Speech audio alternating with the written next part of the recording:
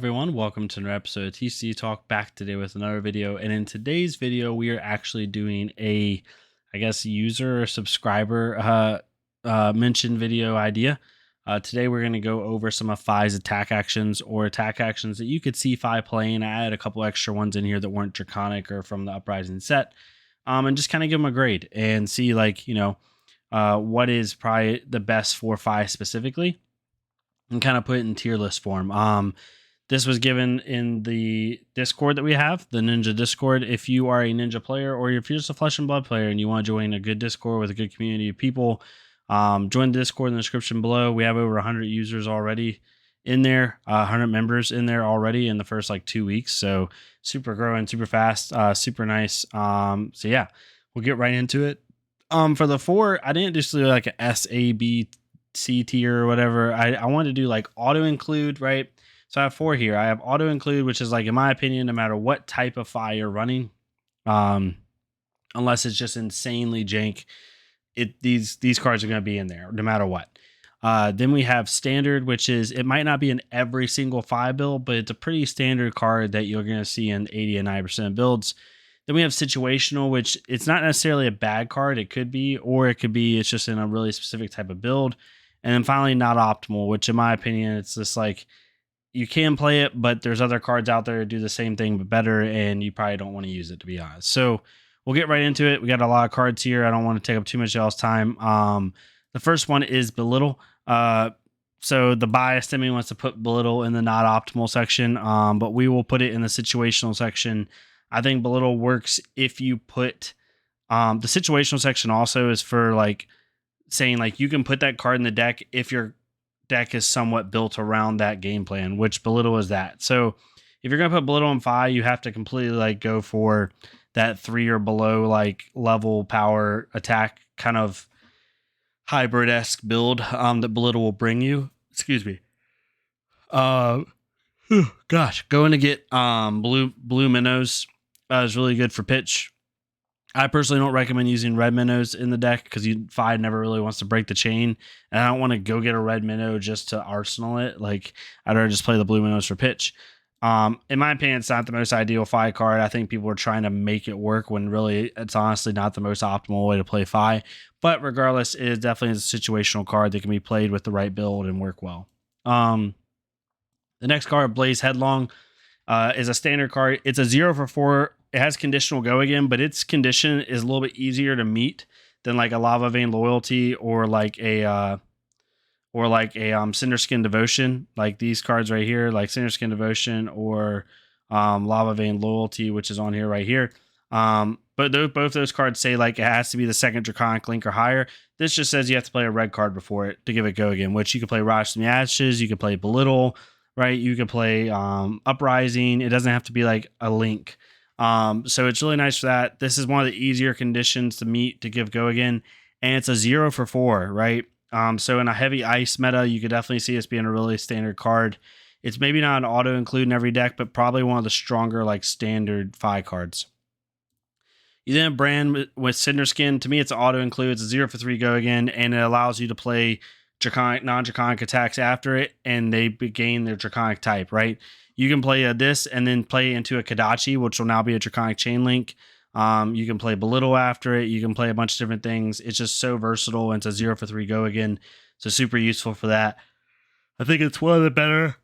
It's one of the better, if not the best, 0 cost go again card that Fi has, and definitely one that I think is auto include in every deck for the most part. You then have Breaking Point, which is the first Rupture card that we're going to talk about. I think Breaking Point's an auto include in every deck. Now, whether you run it in the sideboard or in the main board, that's up to you. But when you talk about just natural value for a Rupture card, at worst, this card is a 1 for 5. In worst case scenario, it's just a cold 1 for 5, which is great on chain 4 or 3, right? Or chain 3, if you just have a 3-card hand or something. At best, it's a Command and Conquer for 1 cost. So its value is just so good. Its ceiling and floor are both pretty high. Its ceiling's reasonably high, above average, and its floor is probably the highest of any of the Rupture cards, to be honest. Like if you take, I'm sorry, it is 1 a.m. where I'm at, so that's why I'm yawning. I deeply apologize. If you take like the lowest floor of every rupture card, like you have Breaking Point, Lava Burst, Phoenix Form, Rise Up, Red Hot, like it has the highest floor of any of those cards, so I think it's definitely an auto include. For Burn Away, it's just not optimal in CC. It's a Jeremiah card in my opinion. In Sealed, it's pretty decent because you really don't care about banishing a Phoenix Flame because those games go so quickly. Like having a 0-for-4 go again in Sealed is pretty nice because it's pretty much what it is automatically. However, in CC, you don't want to get rid of those because you turn off Phoenix Form's full ability, right? You turn off other cards' full abilities, so you turn off Rise Up's full ability. So you really don't want to run this card in CC ideally. So I think it's a non-optimal card overall. Same with Cinderskin Devotion, not because the card's not good. It's a 1-for-4 with conditional go again. It's just there's cards that do this but better because they're not conditional. Like Dust Runner, right, is the same card. It's just not conditional. Mounting Anger is the same card, but it has a better buff and it's not conditional. Same thing with Soaring Strike. It's the same card but not conditional. Just not a great card. It's a card that you take in Sealed if you don't have another choice, but that's basically it, or limited. So I would put it not optimal.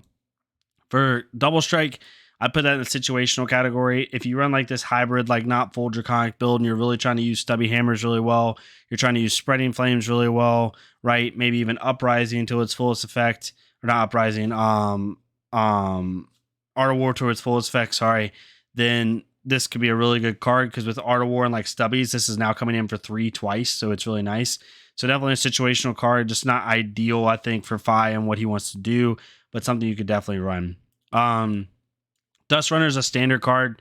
Like we said before, like Mounting Anger and Soaring Strike do what Dust Runner does, just with a better effect. So you can't make it an auto include, but it is a 1-for-4 Draconic Go Again card. So it's going to be a standard card in most decks, or decent amount of decks. So definitely put it in the standard category.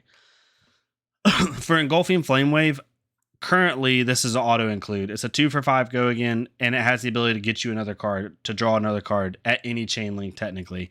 As we go deeper into the meta, if we get into a super heavy ice meta with a lot of taxing effects and you kind of got to go low to the ground, not a lot of cost to your deck, this could move to the situational category, right? Because you don't want to use it against ice decks when that 2 cost is really going to hurt you. But currently, I think it's auto include. I think it's technically the most powerful card that Fi has, because it gives you that draw effect, like naturally, right? Without fulfilling a bunch of conditions like Phoenix Form. Like in itself, with no other conditions, it's the most powerful card that Fi has. So definitely, I think it's auto include. You then have Flameborn Retribution. This is the card where if you defend with it, you can go get a Phoenix Flame and bring it to your hand. If this was a 3-block, this would actually be a good situational card because you could play this in like a mid-range build or play it in like a control-y Fi build where like you're trying to value block really heavily, bring Phoenix Flames to hand, and have a big pop-off turn, but it only blocks for 2. And I know it has Go Again. It's a 1-for-3 Go Again, but only blocking for 2 kind of sucks because you want this card in a mid-range build and you don't want 2 blocks or a lot of them in mid-range builds. So like, why would you entice me to block with a 2-block? I really think they should have made this a 3-block, and if they would have, I would have put it situational, but because of that, it's definitely a not optimal card just because its effect that you want it to run is also hurting you because it's only a 2-block. The next one's Flame Call Awakening. Definitely an auto include in every deck. Go get a Phoenix Flame from your deck. Really speed up the process on playing Phoenix Form to its full ability, playing Rise Up to its full ability, right? Playing all these different things. So I definitely think that this is auto include in every deck. Flying Kick is situational. I've seen a couple lists already running it. I think it's situational if you're trying to run like a really low to the ground list with like a really big attack at the end of every chain, like Command and Conquer, Flying Kick, Rise Up, Red Hot, cards like that. Then this card could be definitely useful. I just don't see it having a standard use case in Fi personally. Inflame, also situational. This card is great when you couple it with Spreading Flames, but the reason I don't like this card as a standard card in Fi is because it's a 2-block, it only attacks for 1, and it goes and gets you a Phoenix Flame, sure, but like you have to play a red card before it in order to go get a Phoenix Flame. So I have to play like another chain. I'd either play this on chain 2 or play like an Uprising before it, or play like a Rise from the Ashes before it or something like that. This is really nice into a Rise from the Ashes because you play Rise from the Ashes red, go get a Phoenix Flame from grave, play in flame for 4, go get another Phoenix Flame from grave, then you can play out 2 Phoenix Flames, so that's nice. But again, it needs other cards to make it good, and by itself, it's a big feels bad. So I don't know how good this is going to be. I think it's definitely a situational card right now. But in the future, it could honestly move up into the standard category, to be honest. So we'll have to see. Lava Burst is an auto include for me. It's honestly, it has a really low floor. I get it, but it's like value is just so good. Off a 3-card hand with a blue, right? Like if you have Ronin Renegade, a blue, and Lava Burst, you can play Ronin Renegade for 3, pitch your blue, play Ember Blade for 3. Now that's 6 damage. Then you use your last resource from your blue to then go get a Phoenix Flame. That's 7 damage with Threatening Mask of Momentum. Then you play this for 5, right? So you just did 12 damage off a 3-card hand, pitching one of your cards. Just super great. If you can couple this with like an Uprising and a Stubby Hammer's turn, or an Art of War Stubby Hammer's turn, all of a sudden it's hitting for 7. So super good card at 0 cost, just great value, and I really enjoy the card, to be honest. For Lava Vein Loyalty, it's not optimal. Same thing with Cinderskin Devotion. Like there's just cards that do this, but without conditions, right? Like Ronin Renegade, which we'll get to in a second over here, does the exact same thing, except it's automatic go again. Brand with Cinderskin does the exact same thing, except it's automatic go again. Rising Resentment does the exact same thing, except it's automatic go again, and it has an added buff. It's just not ideal. This is definitely a limited card, in my opinion. The only time that this I could see go into the situational category is if we get, again, into a really heavy ice meta with a lot of taxing effects. You could see this move into situational because you're trying to have a really low to the ground 0 cost deck. And maybe it could slide into the situational for that. But overall, I think right now it's not optimal. For Mounting Anger, I think this is a standard card. This is definitely almost an auto include category for me. And when I originally was thinking of this list, I was going to put an auto include, but it is a 1 cost. And if you're trying to cut 1 cost from your deck, I would cut this card before I cut Soaring Strike. And I'll tell y'all why when I get there. So honestly, you could put it in the auto include category, but you also could just put it as like the strongest standard card that Fi has. I just think if you have like 3 1 power or 1 cost attacks in your deck, like Soaring Strike, Mounting Anger, and let's say like not Dust Runner, but like Spreading Flames, right? Maybe you cut this one first. I don't know. Who knows? I think it definitely could be an auto include, but right now I'll just put it in standard just to keep it where I think it is. Phoenix Form's an auto include. Now, Phoenix Form is 100% an auto include. It just depends on how many you have.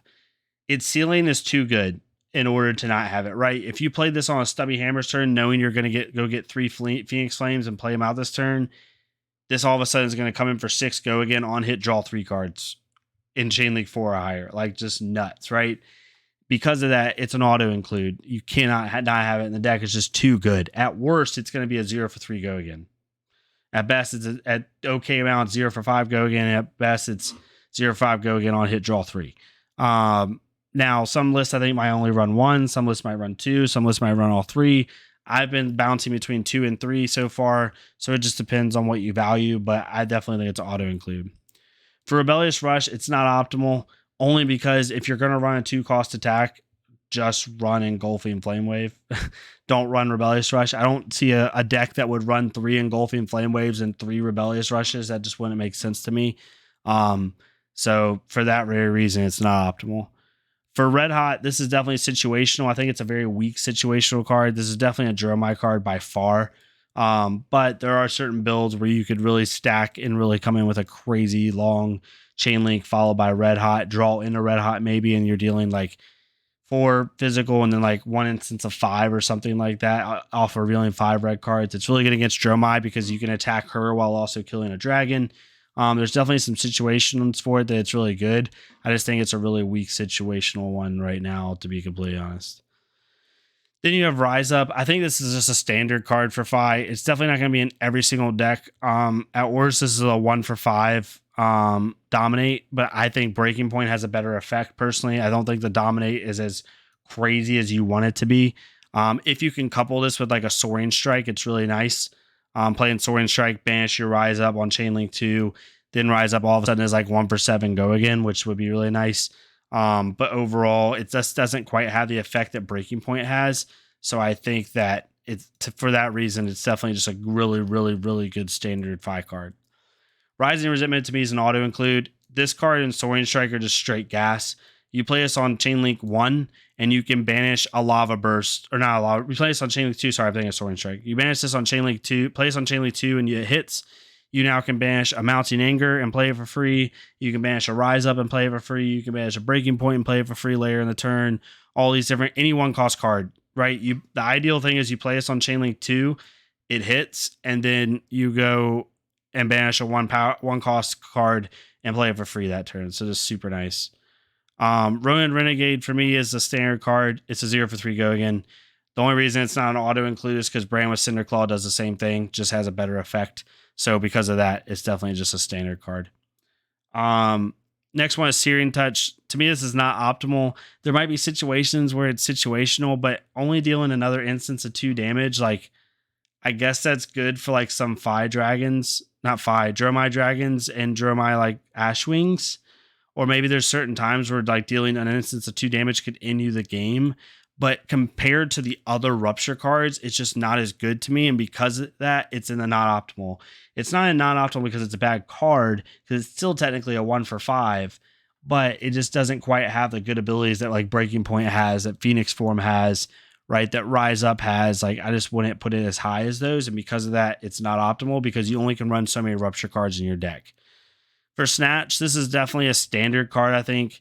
I personally like full Draconic, but if you pair this with like a Bram with Cinderskin, then it will be Draconic Link. If you compare this with a Soaring Strike, right? Like you play Soaring Strike Chainlink 1, and then it hits, you banish a Snatch, and then now your Snatch has go again that turn. Super nice for that. This card is going to be good by itself, obviously, as it is in most Ninja decks, but it's going to be really good when you pair it with like a Bram with Cinderskin or like a Soaring Strike. Just super nice. Or even a Mounting Anger, and it comes in for 5. So really good for that. Soaring Strike, in my opinion, Phoenix Form has the best ceiling of any Phi deck, right? Phi card, because it can draw 3. But from a realistic like turn to turn standpoint, I think Soaring Strike's the best card that Phi has, straight up. Because if it hits, you're allowed to banish a card and give that card go again that turn. So if it hits on Chainlink 1, you can banish a Lava Burst and give it go again when it comes in for 5. You can banish a if you hit on Chainlink 2, you can banish a Rise Up. You can banish a Phoenix Form if you even want to give it automatic go again. You can banish a Breaking Point. You can banish a Red Hot on Chainlink 3, right? Like you can banish these really good cards, because the good thing about it is you play on like Chainlink 2 and you banish like a Breaking Point. If you can get to Chain 6 and they blocked out your first mask, now all of a sudden Breaking Point's coming in for 1 for 5 go again on hit, threaten mask, and it has go again. So they're kind of like forced to block it if they don't want you to draw and continue your turn. So I think this is like at a normal level, the most powerful card that Phi has by far. Definitely would use this card. Next is Spreading Flames. This is situational. Not that the card's horrible. I just think you're only going to be best using this card in... It's only going to be buffing Chainlink 4 and 5 most turns. It's not going to buff Chainlink 2 and 3. The only time it would is if you play like an Inflame with it, or you play a Phoenix Flame with it. So overall, it doesn't quite get the buffs that you think it would. And then when you look at it, it's a 1 for 3 go again, which in Phi, technically, it's just bad value compared to other cards. I think this is a card where, like, if you play this with the Belittle package and with Inflame, like, literally these 3 cards, they're all situational. Like, actually, all 4 of these cards could go really well together. But without that, it's not as useful. And even Belittle can't get buffed by it unless you make Belittle Draconic somehow through, like, Brand with Cinderskin. So overall, just a really situational card. But with the right deck, definitely could be really good. And then finally, Stoke the Flames. I think Stoke the Flames is situational, but in a different aspect. It's a 1 for 4 with potential go again. If it hits, you go get a Phoenix Flame, and then if you can get a Phoenix Flame, you get go again. The reason I think this is a situational card is because if you play a Phi deck where you are trying to present, like, make your opponent interact with you, similar to how I had my Katsu list in the ProQuest season, where it's like not all your cards have natural go again, but they can get go again if you let them hit. And when you do that, you force your opponent to block, which is really nice if you're trying to keep tempo turn to turn. So because of that, if you're trying for that game plan, then I could see it being very situational and very useful. But overall, Yeah, I think it's situational. But so that's how I view each attack action right now. That's kind of where I have them. We'll see how that changes going forward. But I've done about 20 to 35 games with them. And I've played with all these cards so far, with the exception of Flameborne Retribution. I haven't played with that card. I haven't played with these 3 cards and see these 4 cards right here. I haven't played with Searing Touch, Flameborne Retribution, Lava Vein, or Cinderskin just because I didn't see any of those being useful in any sense. But other than that, I've played with every card on this list at least once. So that's just where I have them. But yeah, if you agree or disagree with any of it, let me know. Please leave a like, comment, subscribe. If not me, go to another Fleshbread creator, do the same thing for them. Leave a like, comment, subscribe on their stuff so we get more people seeing this game. Let me know what you think of the content. Again, please join the Discord. Give us some suggestions on videos. Let us know what you'd like to see. It'd be really great to hear from some other subscribers on stuff. And yeah, hopefully y'all enjoyed this, and I'll see y'all next time on TCG Talk. Thank y'all so much.